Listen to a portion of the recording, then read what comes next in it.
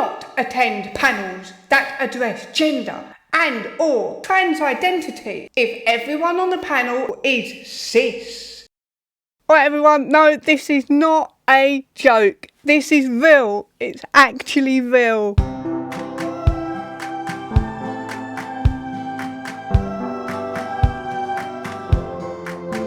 This is actually number 41 of how to make the world a better place for trans people. And I'm absolutely loving it. I love the sense of luxury, privilege and indulgence of this list. And my favourite thing about it is the smell of gulags. Do not attend panels that address gender and or trans identity if everyone on the panel is cis. What this rule means is that if you're not part of the trans cult, you're not allowed to be on in any panels or part of any discussion that is about issues such as gender.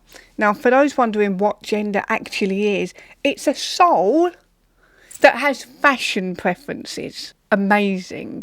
So you're not allowed to be a part of the discussion about gender if you're not in the cult, if you happen to disagree with or question the doctrine. Makes sense. Give trans creatives platforms to share work that aren't all about trans. So basically, if you're an artist or creator of any kind, you're supposed to step aside for the holy people. Got it? If you own a gallery or a venue or you run a music night or you run a festival, you are supposed to give your platform to trans people. Never mind all of the brilliant artists, all of the amazing musicians, all of the young upcoming talent. Never mind them. You don't want them. You want trans people. Do you know why? Because you want to be seen as a good person. You want to be an ally. That's the attitude, isn't it? That is actually the attitude. Like, my fella, Dreams are only what you make it. He got booked for a gig at a festival and then they unbooked him, essentially cancelled him, and they said it was because there's too many white guys with guitars at this festival. And we went, I mean, that's a bit fucking weird, but okay. But they booked a woman who identifies as a man, who's white, who plays guitar in his place. So what they want is they want to take away your positions, take away your art, take away the talented people and forget about them. Replace them with trans. Don't worry about whether or not they're good for the role. Absolutely mental. Do you know how best to be a decent artist that deserves opportunities? Don't be shit. It's not hard. Right? If you want to be a living working artist that makes a living, gets some money in, puts on shows, or you want to be a musician that tours all the time and plays your music, you want to be a writer, you want to be a dancer, you want to be anything, right? All you have to do is don't be shit. Take it from an artist, okay? I'm an artist. I've made my living as an artist for 11 years this month. Don't be shit. Oi! Oi! You! Yeah, you! Don't turn this video off! Right. Have I got your attention now? Listen up. Do you like jewellery? Are you lacking in bling bling? Have you got some spare ching ching? Do you want this ting ting? This is a gold plated enamel necklace. You ain't gonna find anything like it anywhere else. Not even in Marks and Spencer's or any other posh show shop. It won't even be on the market because there ain't any knockoffs yet. This is the original OG. OMG, my God. It is for notorious TERFs only. Are you notorious? Are ya? Are ya? Are you a TERF? Prove it. Go on, I dare ya. Tell me what a woman is. You can have one of these for 45 quid. Oi! I didn't say they were cheap, did I? At thefamousartist BirdieRose.com. Thefamousartist BirdieRose.com. For legal purposes, I must inform you that I do not identify as white. Therefore, the newly elected by a major landslide Labour Party cannot arrest me for any crimes whatsoever.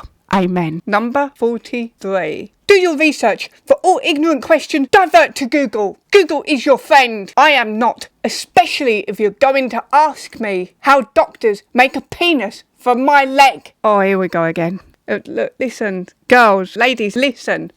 No one, and I mean no one, cares about your fake penis that was made from skin and tissue on your leg. Weird. What I love best about this as well is when it says, Google is your friend. I am not. No, that's a bit much. I thought you were the friendly people. I thought you were the kind people. I thought you were friends with everyone. Why don't you want to be my friend? I'm cool. Look at me. I've got eyeliner and earrings. What more do you want? Anyway, I don't need you as a friend. I've got Justin. No, oh, bollocks. There he is. That's my friend. Don't need any other friends. Yeah.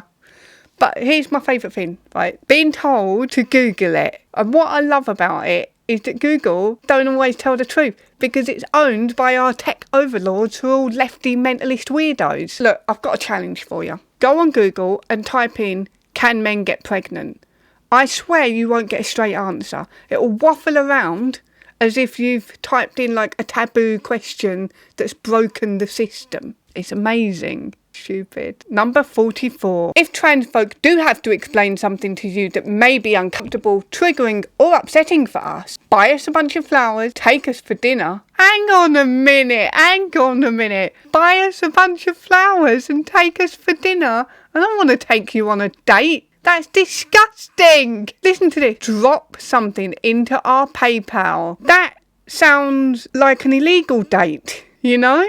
Mental. If someone asks you a question and you're uncomfortable, that's on you. You've got to learn how to deal with conversations. Stop being such a massive crybaby, thin-skinned wimp. You having a conversation with another human being is not labour. No one owes you reparations for your personality defect. This screams of being written by someone who's never had a job before, doesn't know what labour actually is. Amazing. Number 45. Transphobia is a huge issue in the queer community. Do not let other people who identify as queer get away with things because they can be by far the worst. I love it.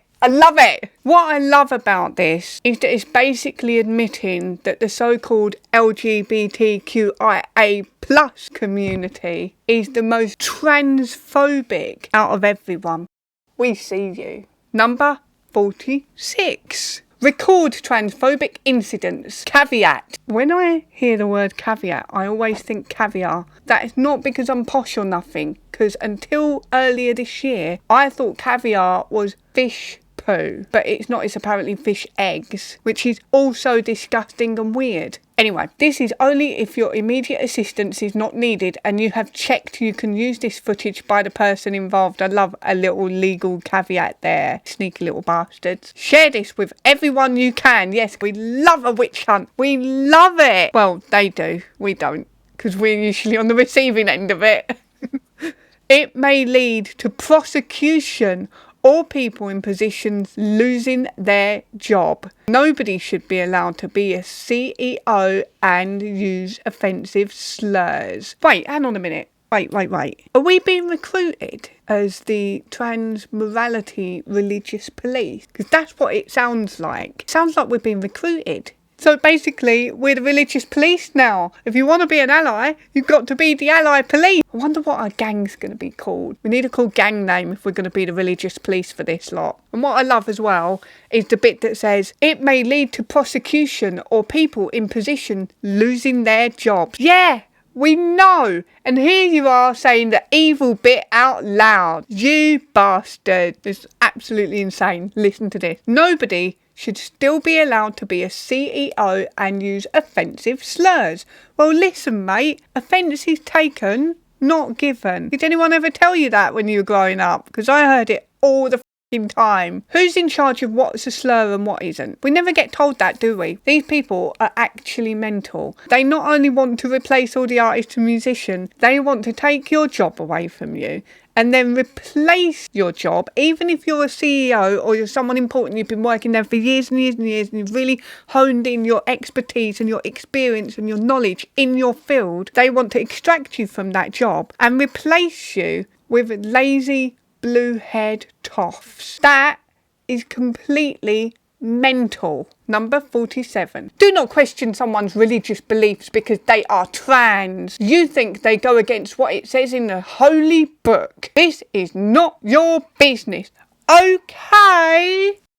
The sass is coming out of me today. I'm excited because I'm going to see a friend tonight, so, you know, I can't wait to have a beer, but for some reason, I've got all sassy about it. Don't point out that their religion is in direct conflict with the cult they've just joined, because it might make them feel uncomfortable. What a bunch of fragile, bedwetting gherkins. Honestly, I couldn't handle having friends this wimpy. Number 48. Trans issues are not for profit. That's it.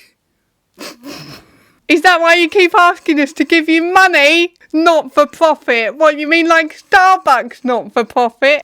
Not for profit. Amazing. Number 49. Queer is not a theme. Do not have a queer house party and let boys who use the word faggot wear your heels and dresses because it's fun. No one in their right mind wants to use the word queer. It's so unbelievably disrespectful to the gay men and the lesbian women who had to put up with that word being used as a slur on them, and many gay men in the 80s and 90s who heard that word as they were having their head kicked in just for being gay. You straight weirdos don't get to reclaim that word for yourself. It's disgusting, especially since you're always banging on about cultural appropriation and colonisation, and here you are colonising the gay and lesbian space, culturally appropriating them and reclaiming slurs for yourself. Unbelievable that you could do this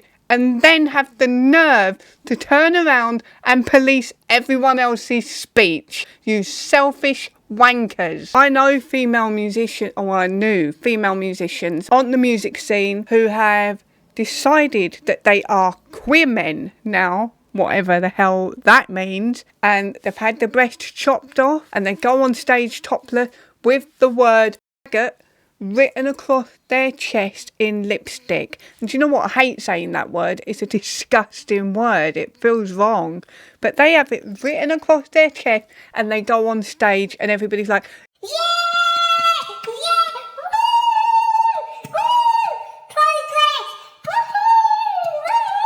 Absolutely ridiculous. Ridiculous. I've also seen men doing it. Men writing that word across their chest while they're wearing bras and dresses and lipstick. Ugh. Let's move on from that because it's grossing me out, making me feel sick in my mouth. Number 50. Drag queens are not always trans, but they can be, so respect that. Bloody hell. Bit aggressive, innit? And also, are you admitting that drag queens are men in dresses? And then that means you're finally admitting that men who claim to be trans are also men in dresses, just like drag queens. What's the difference? It's the same thing. I love it. When I say I love it, I mean the word love in the way that trans activists use the word woman. Just think of the exact opposite. And I don't respect it. I never will. I'm never, ever going to respect this absolute bollocks. Look, this is incredible. We are now halfway. Halfway! We've made it! We've made it. It only took me absolutely forever to get back on the wagon for personal reasons. Is that what you're supposed to say? If you're a YouTuber, you're meant to go, oh, I was away for personal reasons. You're not supposed to tell people that you've just been sort of like hanging around in your pants eating crisps a lot. And yeah, all right, let's not go there. I'm loving this so much. It's completely mental.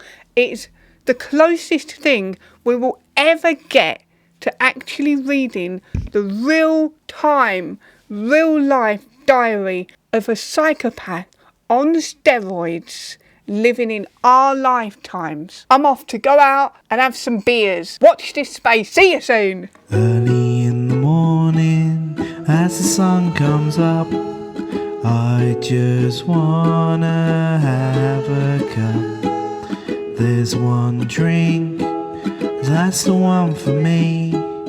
Won't you please make me a cup of tea?